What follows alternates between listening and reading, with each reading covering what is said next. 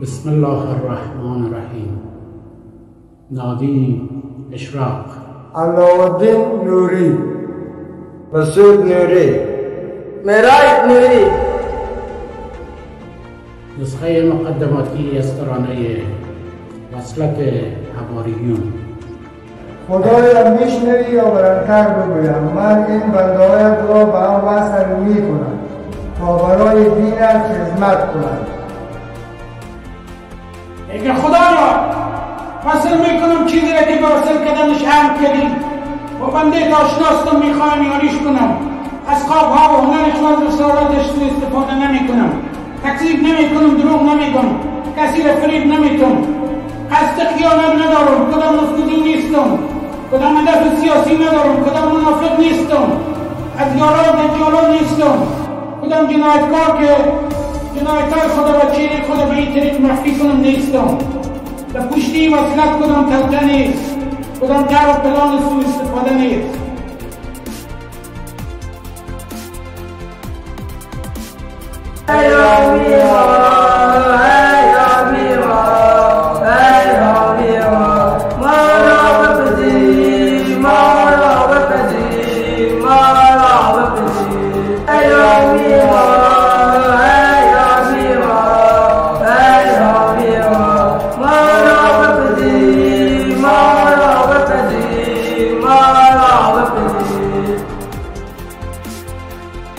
خدایا میدانی که من بر دین خودت فعال هستم و میخواهم در راه خودت باشم.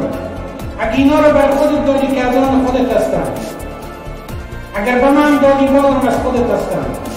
امید دارم که اینا را بر من مثل حواریون قرار بدی که در راه خودت مرا یاری کنند، که به راه راست هدایتشان کنی، دست دشمنا و دجالا را از اونا دور کنی، که جمع ما را جمع کنی و محافظت کنی و هر چقدر که صلاح میدانی کلانش کنی.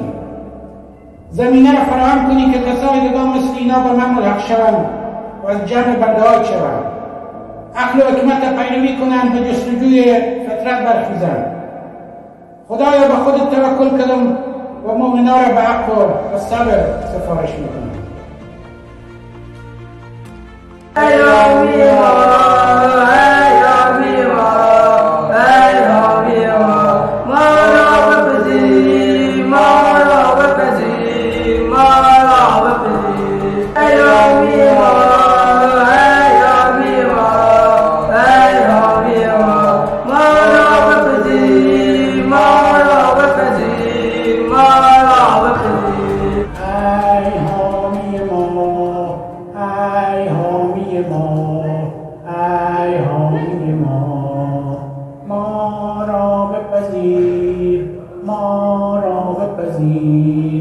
ما را بپذیر